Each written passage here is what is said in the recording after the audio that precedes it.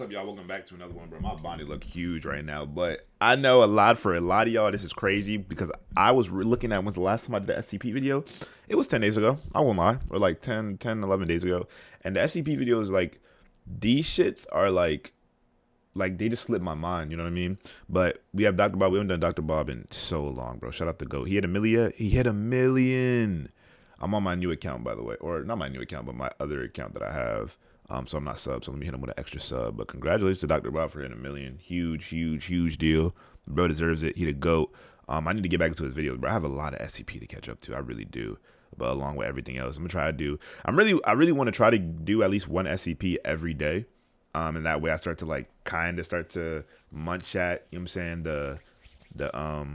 the distance and gap that's been created with me at SCP. You know, back in the day I was on top of everything, and now it's just like I'm behind. And these videos are getting longer because I remember back in the day these were like 11, 12, now they're 19 minutes. So the production definitely went up, and they probably have more animators for the Dr. Bob team. So shout out to everything he's doing.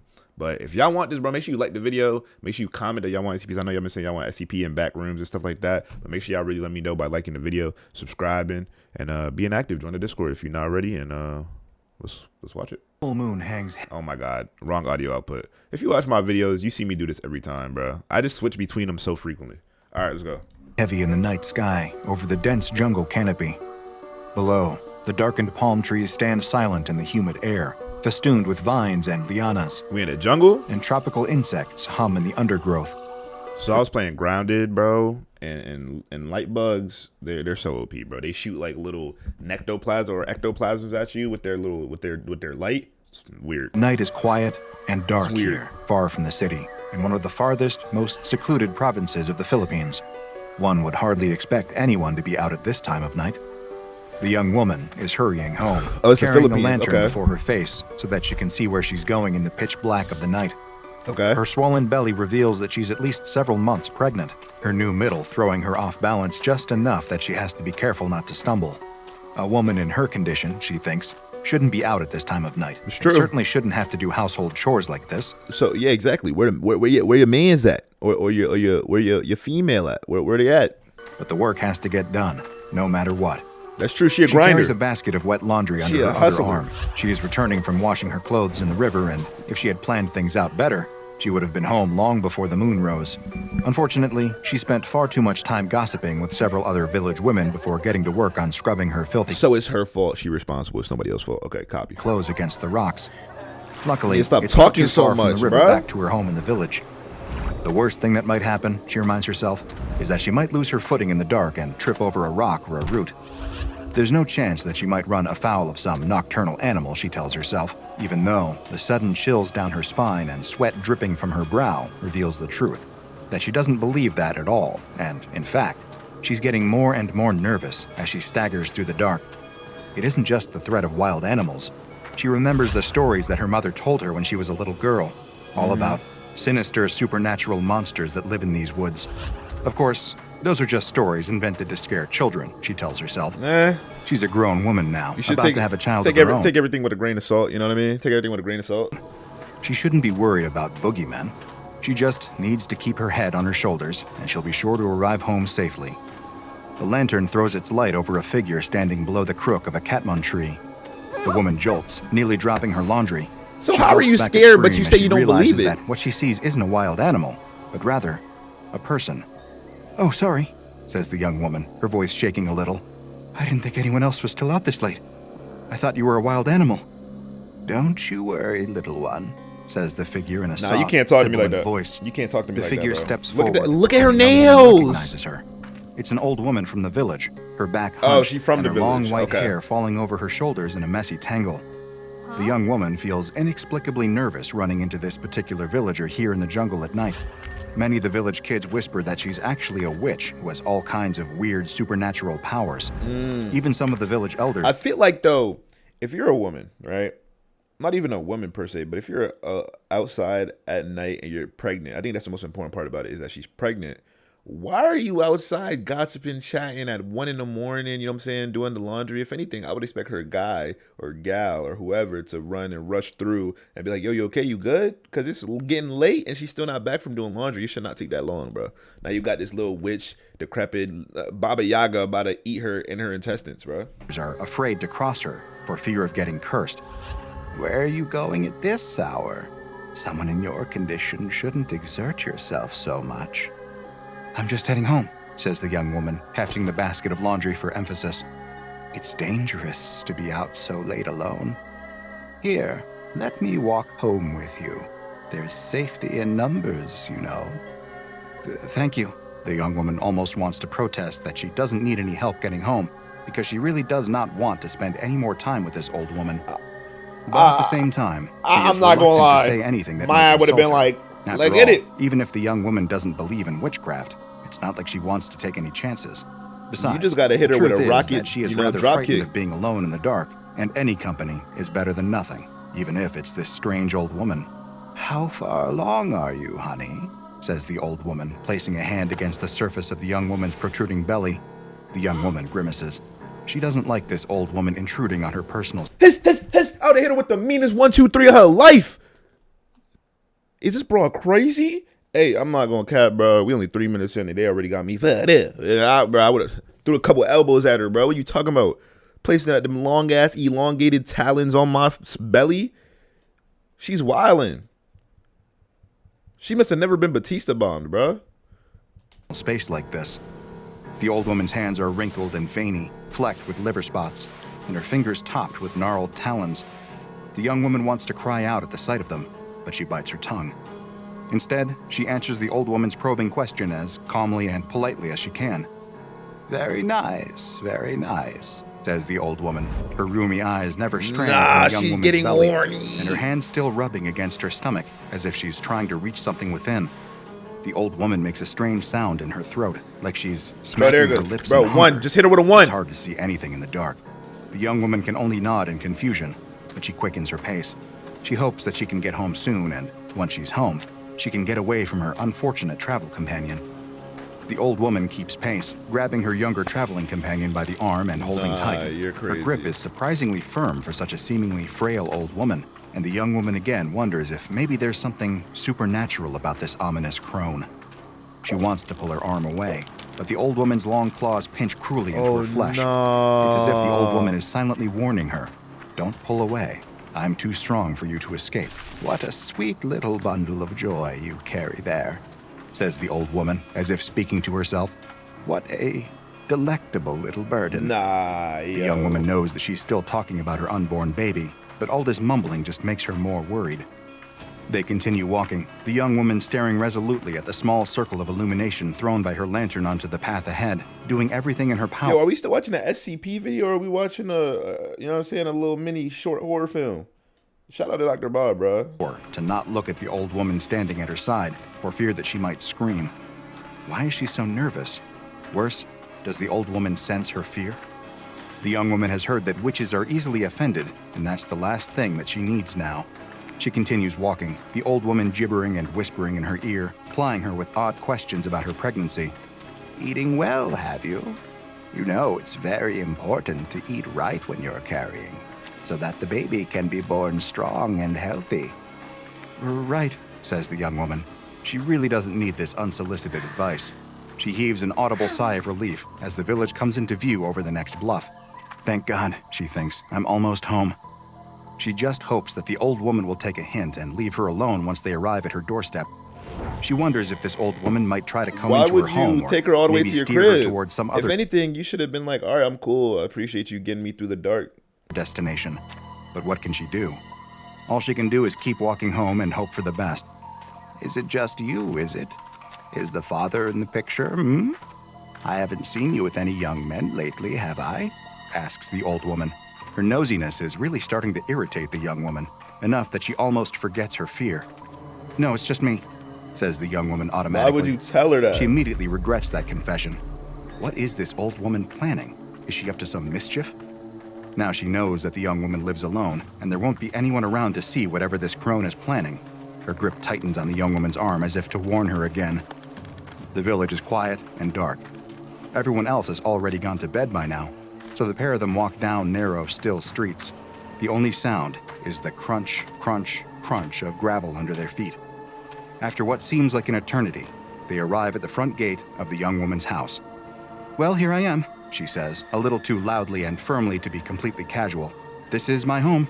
Thanks for keeping me company on my way home." To her immense relief, the old woman lets go of her arm. She left The scars. young woman immediately pulls away, rubbing the deep bruises left by the old woman's gnarled talons. "Think nothing of it, my dear." The old woman smiles widely, a long rope of saliva dribbling from her slack lips. Her teeth look jagged and misshapen. It's hard to see in the dark, but they look more like the teeth of a wild beast than a human. It must be her eyes playing tricks on her in the dim light, though. The young woman can't help but recoil in disgust, but luckily her face is hidden in shadows, so the old woman doesn't seem to notice.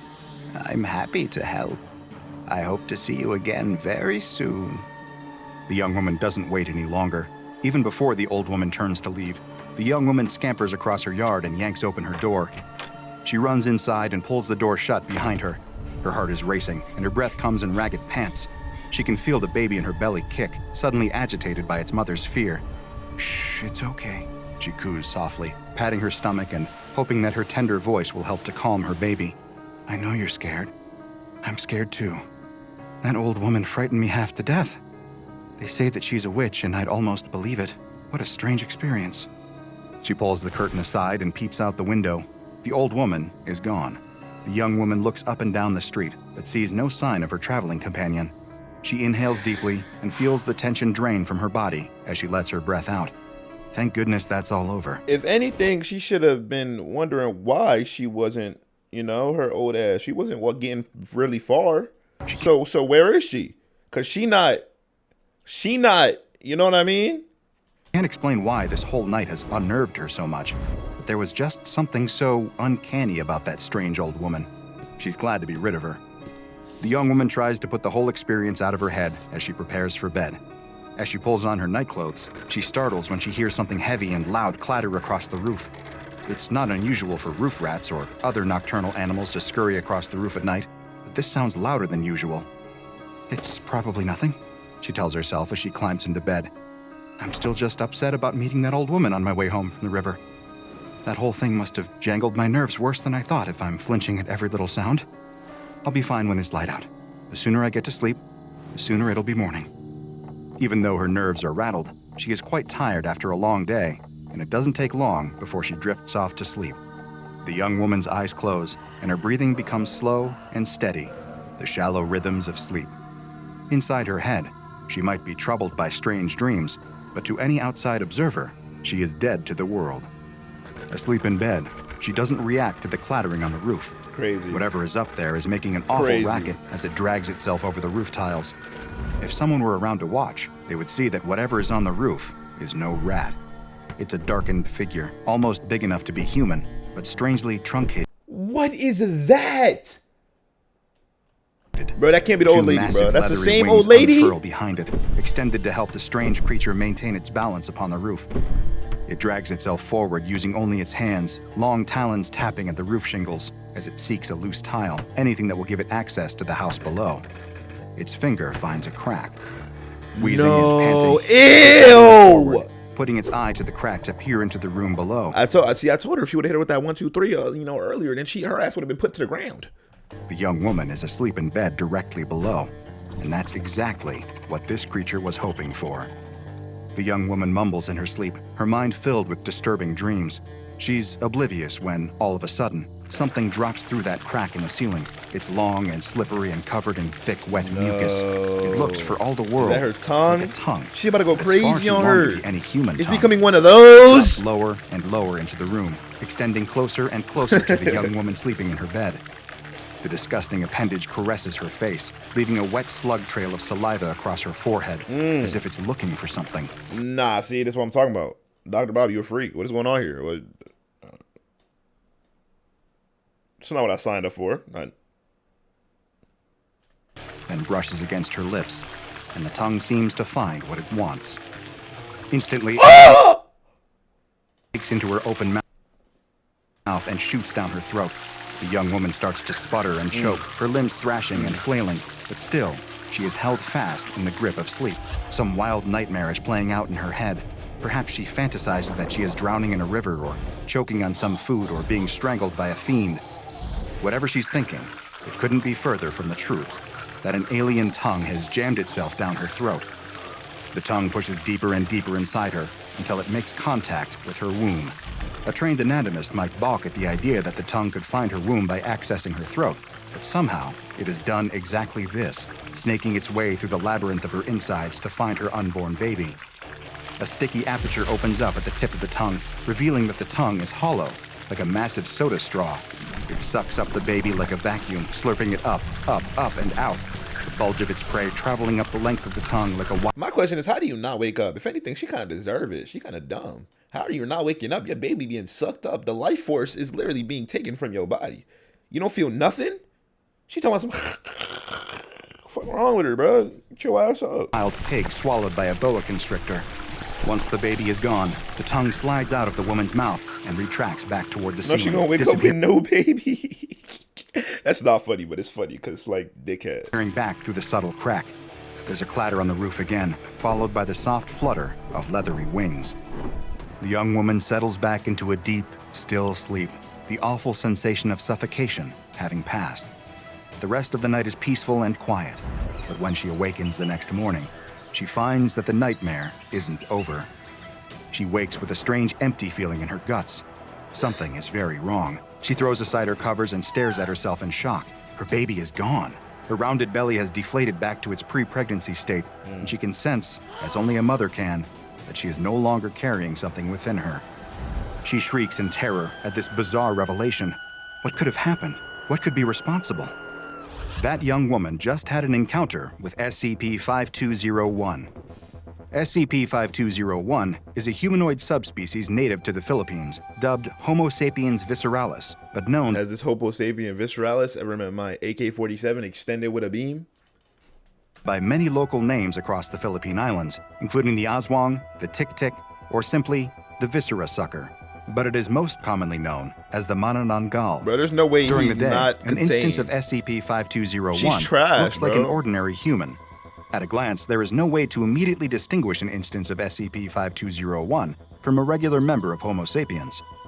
However, Foundation researchers have found that there do exist certain retinal irregularities unique to SCP-5201, so the agency has developed a portable retinal scanner for use in quickly identifying instances of SCP-5201.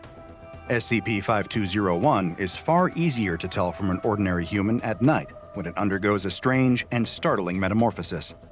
It unfolds a pair of membranous wings resembling those of a bat from its back. Even more startling, its torso splits in two. Its upper torso then flies off in search of prey, while its lower torso is hidden in a secure location until SCP-5201 can reconnect.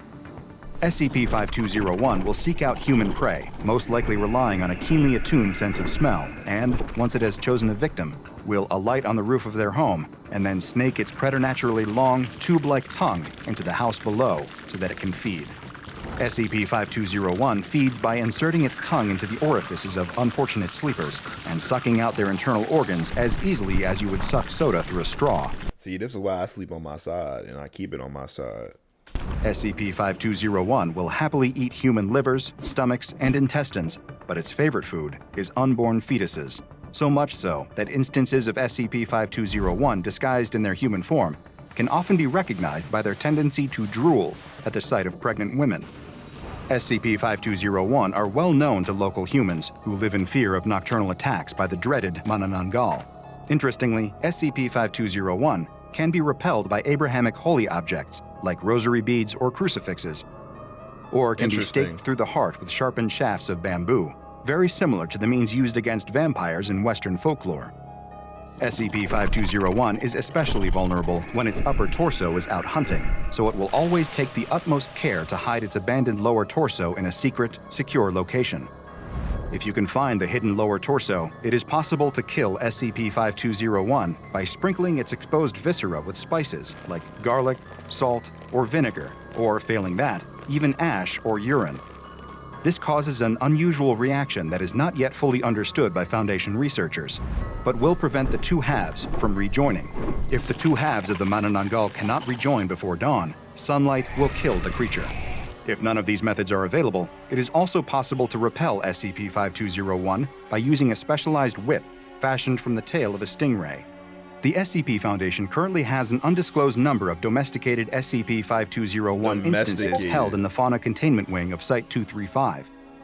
Because this species has been known to practice cannibalism, each specimen is to be held in its own personal containment cell.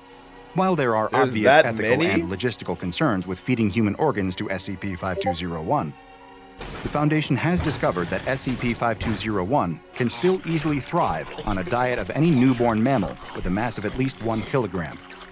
Piglets have so far proven to be the most cost-effective and available options, but other species can be substituted as necessary. All entrances to SCP-5201 containment cells are to be guarded by at least 2 Level 2 personnel equipped with stingray whips, crucifixes, or some other object found to cause harm to SCP-5201. Unlike humans, SCP-5201 have an unusual asexual reproductive process.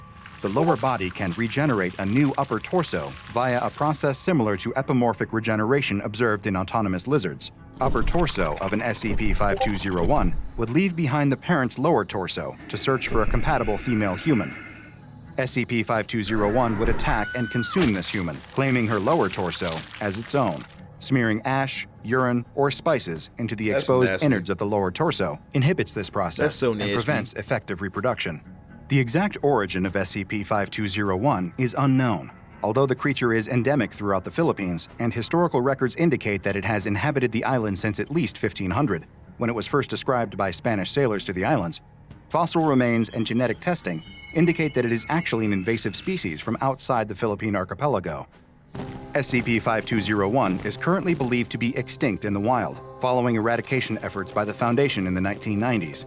An epidemic of SCP-5201 attacks in the early 90s prompted the SCP Foundation to join forces with the Supernatural Committee of the Philippines and the Global Occult Coalition to take action to prevent SCP-5201 from spreading to other countries. Dubbed Project Dipsy, the operation involved amnesticizing the major cities of the Philippines, funding propaganda campaigns to dismiss SCP-5201 as a product of folklore and urban legends, and eventually domesticating the surviving SCP-5201 population for cellular regeneration research. Because of its aggressiveness and taste for human flesh, SCP-5201 specimens regularly attempt to breach containment, and thus have been given the designation Euclid. And while the SCP Foundation has done its best to eliminate the threat of SCP-5201 in the wild, there's no guarantee that a few instances of this vicious monster might have slipped through the cracks and possibly even spread out into the wider world beyond its home in the Philippines. You still might want to search your room for any suspicious cracks or holes before you bed down for the night, because there are very few things less pleasant than waking up from restless dreams to find a long, slimy tongue jammed down your throat. If you want to support this important mission while also getting influence over the anomalies we cover and an exclusive look behind the scenes, make sure y'all check out Dr. Bob's Patreon. Make sure y'all go support the man, the myth, the legend. If you guys enjoyed this reaction, really let me know by liking the video. If you're new, make sure you subscribe and commenting down below you enjoyed the video and, you know, some recommendations of what I should do next. But yeah, man, the first Dr. Bob video I've done in a while, and it was amazing, incredible. Yeah, Dr. Bob, yo, it's crazy.